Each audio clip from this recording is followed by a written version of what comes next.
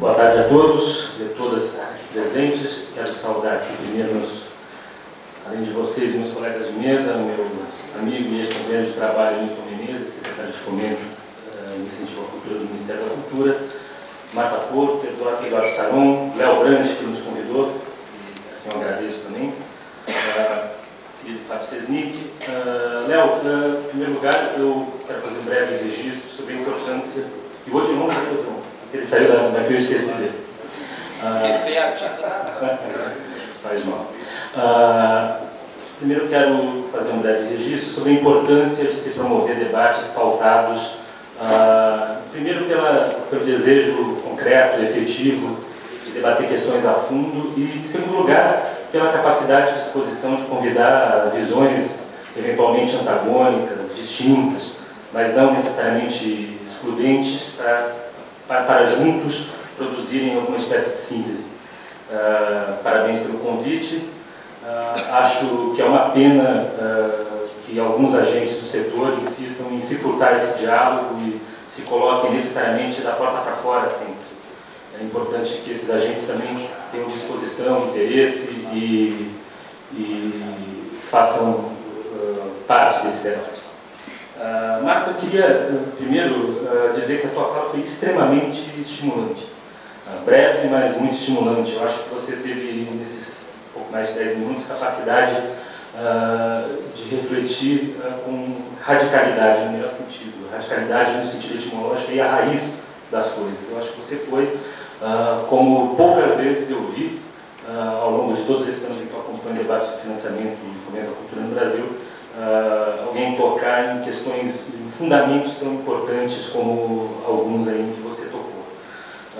E antes de debater pontos da tua fala, e estou tentando agora inverter um pouco o que eu tinha planejado em função da tua exposição, eu quero fazer um breve registro também sobre a importância do trabalho que o deputado Pedro Eugênio realizou. A importância, a generosidade de avaliação, a capacidade de produzir uma análise, produzir críticas, mas ir além das críticas, produzir sínteses, algo que não teria sido possível sem o trabalho técnico que o Enilton, a equipe coordenada pelo Enilton, forneceram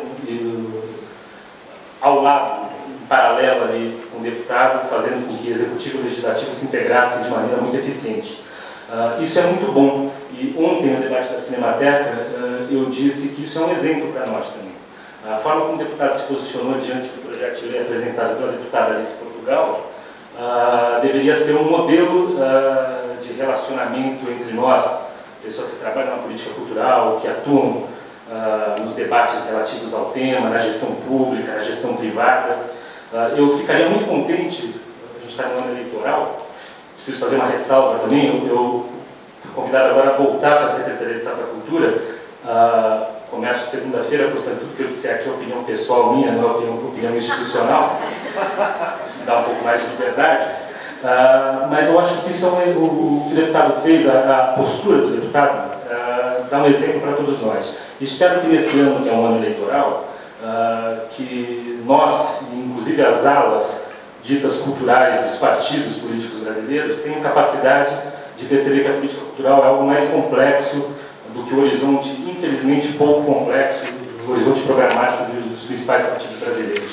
E que consiga estabelecer uma política no campo, um debate, uma disputa no campo da política cultural que seja mais amiga da ideia de superar do que da de suprimir.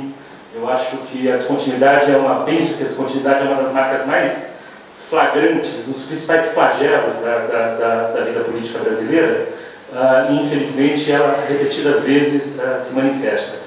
Mas essa generosidade não deve ser só de quem chega, ela tem que ser também de quem sai. É preciso que quem deixa cargos públicos, áreas de atuação, também perceba que as pessoas têm que avançar, que é importante avançar, que é importante mudar muitas vezes. Agora, se não houver arrogância nem em quem sai e nem em quem entra, as mudanças podem se traduzir efetivamente em aprimoramentos, em melhorias, e eu acho que aqui a gente está conseguindo fazer um exercício feliz disso. Eu acho que a forma como o deputado, o Enilton, juntos aí, e todos os agentes que, de alguma forma, lideram essa discussão no país conseguiram, nesse caso, exercer isso de forma muito inteligente.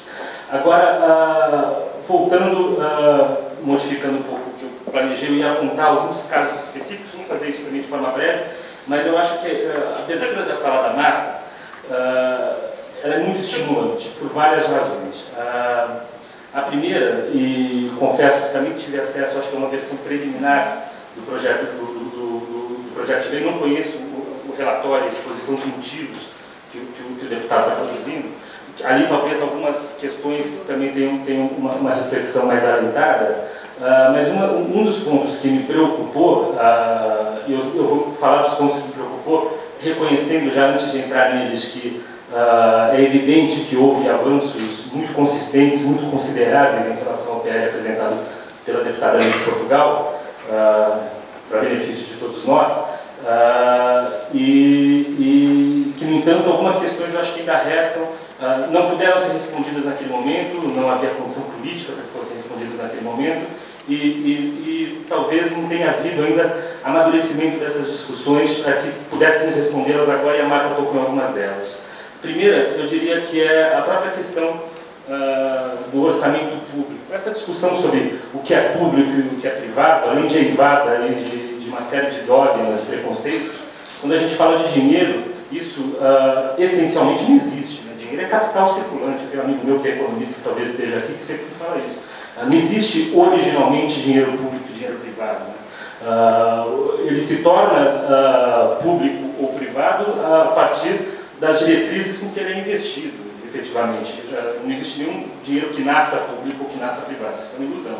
Agora, quando a gente fala de orçamento público e faz com que a possível ampliação do orçamento público a ser investido na cultura se dê por meio, primeiro, da atração, que é uma hipótese, que as empresas possam ter, o setor privado possa ter e investir além dos 4% que já investe hoje. Todos nós torcemos para que isso aconteça. A gente sabe que não é efetivamente assim. O Sarão está aqui representando o Itaú age assim. Né? Se nos fiarmos no que o Luciano Huck diz na propaganda, o Itaú, qual é a expressão que ele usa mesmo na abertura da propaganda? Nação. Então é a cara do Brasil. Infelizmente ele não é a cara de todos os patrocinadores. Né?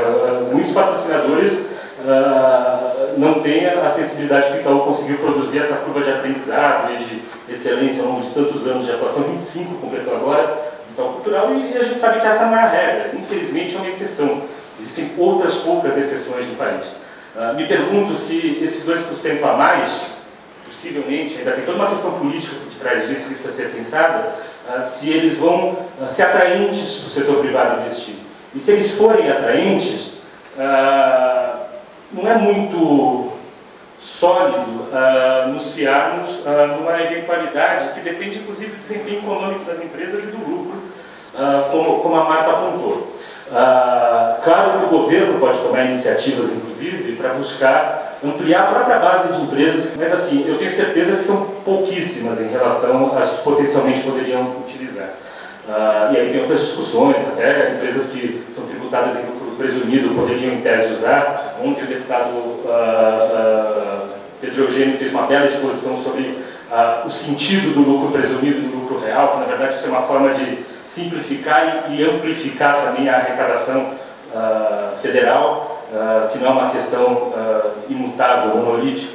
Mas eu me preocupo em que, mais uma vez, a gente não esteja criando de fato as condições para que o poder público tenha capacidade de investimento. E aí existe uma esquizofrenia legislativa no Brasil, né? Porque nós aprovamos em 2010, foi sancionado em 2010 o Plano Nacional de Cultura. Que a pergunta que eu faço é: como vai ser financiado o Plano Nacional de Cultura? Você tem isso? Sem nenhuma análise de investimento. Qual é o custo do Plano Nacional de Cultura? Ninguém sabe isso, ninguém diz. Nós não sabíamos na época, hoje não se sabe. Estabeleceu-se em 2011, a partir inclusive de uma consulta pública, uma carta de metas, muitas das quais quantitativas e não necessariamente qualitativas, para o desenvolvimento cultural brasileiro, e, no entanto, ninguém sabe o preço disso. Talvez para efetivamente realizarmos o Plano Nacional de Cultura, o orçamento da União hoje não seja suficiente de tão ambicioso que ele é. Talvez ele precisasse ser um pouco mais enxuto. Mas criamos as diretrizes de planejamento sem os instrumentos de gestão e sem as condições de financiamento. Isso não tem minha palavra, é uma aberração, né? E é um risco, né? O risco é só uma carta declaratória de intenções que não tem horizonte pragmático nenhum de se realizar. Outra coisa, o que a Marta falou que eu acho muito importante é a insistência, talvez por usar uma expressão infeliz aqui, do Costa e Silva, né, por ingenuidade ou excesso de boa-fé, ou por falta de reflexão puramente, nenhum de nós aprofundou essa discussão sobre o que, de fato, o sistema de financiamento à arte e à cultura deve financiar. E existe uma natural, até porque o sistema induz a isso, libido formuladora de projetos no país. Todo mundo precisa formular projeto e precisa...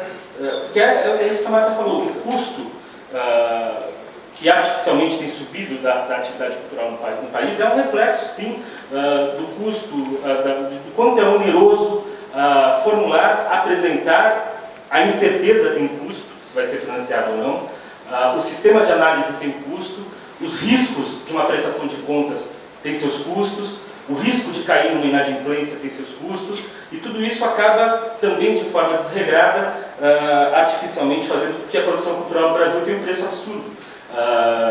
E que a lógica do projeto, o Saron sempre usa essa expressão, a lógica da catraca ou do projeto, ela tenha se instaurado de forma tão plena e que as duas outras pontas do sistema cultural não sejam irrigadas com o sistema de financiamento. O artista individualmente pensando, e criar, como dizia o Drummond, é ato individual, né? Como nascer e morrer, você pode morrer no avião com mais 150 pessoas, mas você morre sozinho. E criar é isso também. E a instituição cultural, as instituições artísticas também, que têm que se submeter e se reduzir à lógica do projeto, em que pese avanços recentes que o Newton implementou, de inclusive permitir que as instituições culturais tenham um horizonte de planejamento na apresentação dos seus projetos um pouco mais largo. Hoje os planos plurianuais permitem quantos anos de planejamento, Newton? Vai implementar, né? Mas já está para 5 anos, né? Está no horizonte do trabalho da CEFIC. O que já é um alívio, mas 5 anos também não é nada em se tratando de uma instituição cultural. É muito pouco, não é a longo prazo, é curto prazo para uma instituição cultural. Eu fico pensando, outra instituição que, talvez não por coincidência, tenha começado a atuar no Brasil no mesmo ano em que o Ministério da Cultura começou a atuar, que me alertou para isso hoje, foi a Gabriela, que está me acompanhando e trabalha comigo, a Fundação Vitae, a falta, a ausência do que a Fundação Vitae realizava no Brasil, talvez as leis de incentivo não consigam cumprir. Existe um e-mail, né? O programa Rumos continua atuando. O programa Petrobras Cultural, há 2 anos eu acho que não existe, não está em atividade, né? Aliás, é estranho que o setor cultural ainda não tenha se posicionado, né, a respeito dessa ausência, isso que a Marta também levantou aqui, esse refluxo de investimento da Petrobras. Setores como o audiovisual, a música, vão sentir isso fortemente, né? Além da própria projeção de desaquecimento da economia.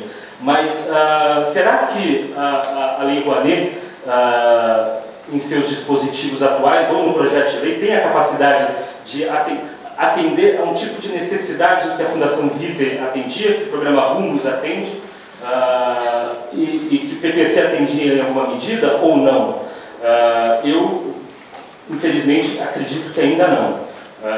Se você perguntar aqui, quem financiou o filme Cidade de Deus? Talvez nenhum de nós lembremos aqui, mas muitos de nós certamente lembram que o roteiro para o filme, o livro do Paulo Lins, aliás, mais especialmente falando, foi produzido com apoio da Fundação Vitae. Quem que financiaria o Paulo Lins antes de ser o autor do livro em que se baseou o roteirista para fazer o roteiro de Cidade de Deus, a fazer o livro Cidade de Deus? Eu, sinceramente, não acredito que a lei de incentivo tenha capacidade, sem contrapartida social, sem imaginar qualquer nível de contrapartida, inclusive. Bom, essas são questões gerais, então quero agradecer a Marta por ter tocado nelas. Elas são muito importantes, a gente pode hoje até preferir se desviar delas, mas se nós não enfrentarmos essas questões em algum momento, elas dizem respeito inclusive ao próprio modelo de relacionamento entre Estado e sociedade no Brasil. Léo, tem quantos minutos ainda? Já foi, bicho. Puta, posso terminar então? 2 minutinhos aqui? Já escreveu o bilhetinho. Tá, mas não precisa não, fica tranquilo que eu tenho autocrítica também. Bom, você recebeu? Então a gente pode passar esse bilhete de um para um. Bom, outras questões que me preocupam, apesar de todos os avanços. Os FICATs, no PL da Alice Portugal, eles tinham 100% de renúncia fiscal, de incentivo fiscal. Eles caíram aqui para 50%. Quando existem os FUNCINES ainda tendo 100%, eu me pergunto, quem que vai investir no FICAT com 50%? Eu lembro que pensamos em incluir esse 100% naquele momento com um dispositivo de regressividade. Esses 100% diminuiriam ao longo do tempo até chegar a algo em torno de 50%. Eu fico pensando, posso fazer uma parte? Tá? E o que é sustentável num país que todas as coisas recebem como sócio do BNDES? É isso. O próprio, aliás, as FUNCINES existem por causa do BNDES. Né? Se o BNDES não investisse, não alavancasse os FUNCINES, talvez a gente tivesse... O Aito Batista e as construtoras sem o BNDES, o que seriam? Agora, e por último, um avanço que eu acho que o Pérez, por uma entrevista para a Folha de São Paulo hoje, cadê o Pérez? Está por aí? Paulo Pérez. Bom, o Pérez, por uma entrevista hoje, ele falou assim, o equilíbrio da lei, esse projeto de lei, ele tem um equilíbrio importante, mas é um equilíbrio frágil. Se alguma peça dele sair, ele pode não se sustentar. E nesse sentido, é fundamental que a ampliação do limite de dedução seja efetivamente conquistada com a área econômica. Isso só será possível, em primeiro lugar, se o setor cultural tiver capacidade de produzir algum tipo de síntese e articulação e união em torno desse projeto de lei. E é importante que isso aconteça, o Ministério da Cultura tem um papel mediador nisso muito importante. Em segundo lugar, não adianta, enquanto o orçamento do Ministério da Cultura não for predominantemente destinado para o custeio da estrutura do Ministério da Cultura, ele não tiver capacidade de investimento, talvez, assim, existe a PEC 150 tramitando. Eu duvido, todos nós, aliás, duvidamos que ela seja aprovada. Mas é preciso lembrar, a educação brasileira, que ainda está tão distante de se realizar, mas que se realizou do ponto de vista dos seus instrumentos de planejamento e gestão de forma muito melhor do que o setor cultural, a vinculação orçamentária para a área de educação, ela remonta à Constituição de 1934. Ela foi sustentada, inclusive, pela UDN na Constituição de 46. E ela é defendida por todos os lados até hoje, em que pese o fato de que a educação formal pública tem perdido clientela, né? Alunos têm saído da educação pública e têm ido para o setor privado, até aquela ascensão da classe C, e tem sobrado dinheiro em muitos estados, inclusive, dentro desse limite orçamentário, e os estados, a gente sabe, fazem uma ginástica para poder dizer que cumprem esse limite. Agora, o setor cultural não tem. E sem isso, eu acho muito difícil que um espaço, um território dessa demanda possa ser efetivamente atendido. Então, quero agradecer, já ter a oportunidade de debater, dizer que são visíveis as conquistas. Eu acho que conseguiu-se produzir um equilíbrio, e todos vocês aqui foram importantes para que isso pudesse produzir, mas esse equilíbrio ainda é muito frágil. E politicamente ele precisa ser muito bem conduzido para que seja preservado.